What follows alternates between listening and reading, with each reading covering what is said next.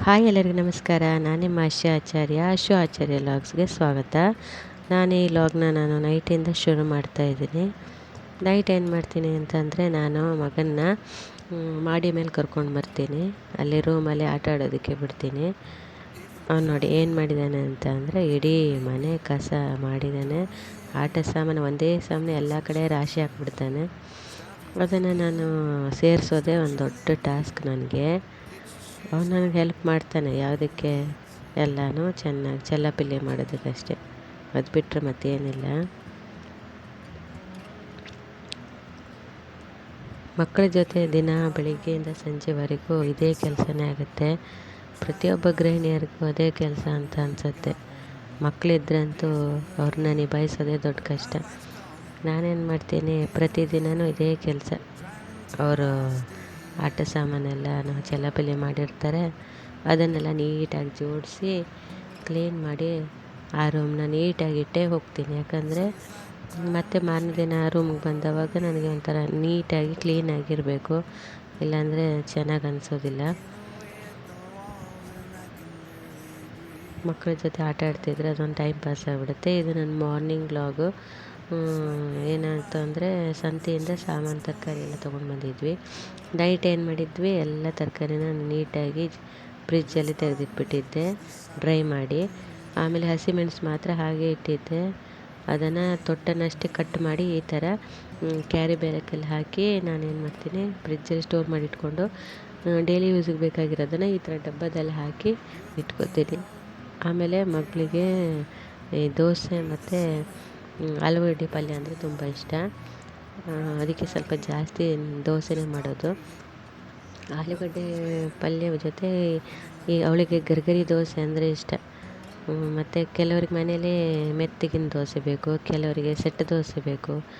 ಈ ಥರ ಡಿಫ್ರೆಂಟ್ ದೋಸೆಗಳೇ ಬೇಕು. ಆಮೇಲೆ ಚಿಕ್ಕ ಮಕ್ಕಳಿಗೆಲ್ಲ ಸ್ವಲ್ಪ ಮೆತ್ತಗೆ ಸಾಫ್ಟಾಗಿರೋ ದೋಸೆಗಳನ್ನು ಮಾಡಬೇಕು.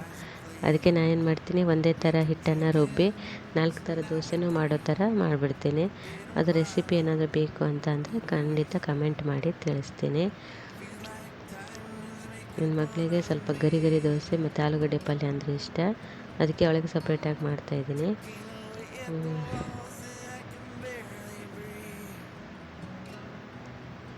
ಬೆಳಿಗ್ಗೆ ಅವಳನ್ನು ಸ್ಕೂಲ್ಗೆ ಬಿಡುವಾಗ ಗಡಿಬಿಡೀಲಿ ಏನು ಮಾಡಬೇಕು ಅಂತಲೇ ಗೊತ್ತಾಗಲ್ಲ. ಆದ್ರೂ ಒಂದು ಟಾಸ್ಕ್ ಇರುತ್ತಲ್ಲ ಪ್ರತಿ ಹೆಣ್ಮಕ್ಳಿಗೂ. ಮಕ್ಕಳನ್ನು ಸ್ಕೂಲಿಗೆ ರೆಡಿ ಮಾಡಬೇಕು, ಅವ್ರಿಗೆ ತಿಂಡಿ ಮಾಡಬೇಕು ಡಿಫ್ರೆಂಟಾಗಿ.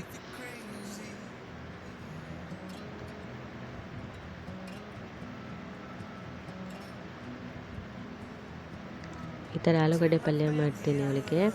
ಆದರೆ ನೀವೆಲ್ಲ ಮಾಡೋ ಆಲೂಗಡ್ಡೆ ಪಲ್ಯಕ್ಕಿಂತ ಸ್ವಲ್ಪ ಡಿಫ್ರೆಂಟಾಗಿರುತ್ತೆ. ಇದಕ್ಕೆ ನಾನೇನು ಮಾಡ್ತೀನಿ ಅಂತ ಸ್ವಲ್ಪ ತೆಂಗಿನಕಾಯಿ ತುರಿ ಹಾಕಿ ಮಾಡ್ತೀನಿ. ನೀವು ಒಮ್ಮೆ ಟ್ರೈ ಮಾಡಿ ನೋಡಿ. ಆಲೂಗಡ್ಡೆ ಪಲ್ಯಕ್ಕೆ ತೆಂಗಿನಕಾಯಿ ತುರಿನ ಹಾಕಿ, ಅದು ಇನ್ನೂ ಸ್ವಲ್ಪ ರುಚಿ ಜಾಸ್ತಿ ಕೊಡುತ್ತೆ. ನನ್ನ ಮಗಳಂತೂ ಪ್ರತಿದಿನ ಕೇಳಿ ಮಾಡಿಸ್ಕೋತಾಳೆ ಈ ಥರ ಆಲೂಗಡ್ಡೆ ಪಲ್ಯನ ದೋಸೆ ಚಪಾತಿಗೆ. ಆದರೆ ಟೈಮ್ ಇದ್ದವಾಗ ಖಂಡಿತ ಮಾಡಿಕೊಡ್ತೀನಿ ಅವಳಿಗೆ. ಈ ಥರ ನೀರೆಲ್ಲ ಡ್ರೈ ಮಾಡಿಕೊಂಡು ಆಮೇಲೆ ಕಾಯಿ ತುರಿ ಹಾಕಿ ಮಾಡ್ತೀನಿ ನಾನು, ಟೈಮ್ ಇದ್ದರೆ. ಇಲ್ಲಾಂದರೆ ಮುಂಚೆನೇ ಕಾಯಿ ತುರಿ ಹಾಕ್ಬಿಡ್ತೀನಿ. ಇವಾಗ ಮಳೆಗಾಲ ಅಲ್ವಾ, ಹಾಗಾಗಿ ಸ್ವಲ್ಪ ಜಾಸ್ತಿ ನೀರೇನು ತೊಗೊಂಡು ಹೋಗಲ್ಲ ಮಗಳು. ಚಿಕ್ಕ ಬಾಟಲಲ್ಲಿ ನೀರು ಹಾಕಿ ಕೊಟ್ಬಿಡ್ತೀನಿ ಅವಳಿಗೆ. ಬೇಸಿಗೆ ಕಾಲ ಅಂತ ಬಂದರೆ 2 ಬಾಟ್ಲಲ್ಲೂ ಫಿಲ್ ಮಾಡಿಕೊಡ್ಬೇಕಾಗತ್ತೆ.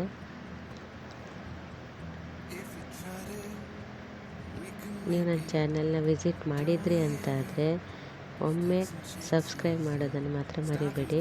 ನೀವು ಒಮ್ಮೆ ಸಬ್ಸ್ಕ್ರೈಬ್ ಮಾಡಿದರೆ ಮಾತ್ರ ನನ್ನ ಚಾನಲ್ಗೆ ಸಪೋರ್ಟ್ ಸಿಕ್ಕೇ ಸಿಗುತ್ತೆ.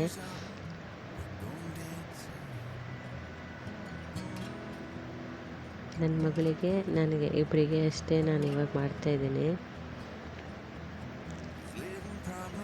ನಾನು ಅಂದ್ಕೊಂಡಿದ್ದೆ ಇದನ್ನು ಕೊನೆ ಲಾಗ್ ಆಗಿಬಿಡುತ್ತೇನೋ ಅಂತ. ಯಾಕಂದರೆ ನೀವು ಚಾನಲ್ನ ನೋಡ್ತಾ ಇದ್ದೀರಾ, ವೀಡಿಯೋಸ್ಗಳನ್ನ ನೋಡ್ತಾ ಇದ್ದೀರಾ, ಆದರೆ ಸಬ್ಸ್ಕ್ರೈಬ್ ಮಾಡ್ತಾಯಿಲ್ಲ. ಯಾಕೆ ಅಂತ ಗೊತ್ತಿಲ್ಲ.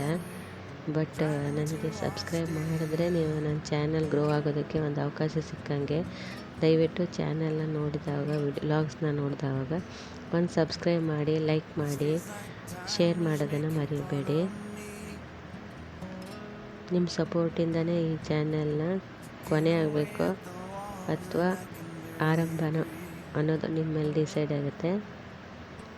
ತುಂಬ ಟೇಸ್ಟಿಯಾಗಿದೆ. ಇವಾಗ ಇದನ್ನು ತಿಂದ್ಬಿಟ್ಟು ನನ್ನ ಮಗಳನ್ನ ಸ್ಕೂಲಿಗೆ ಬಿಟ್ಟು ಬರ್ತೀನಿ. ಓಕೆ, ಬಾಯ್ ಬಾಯ್.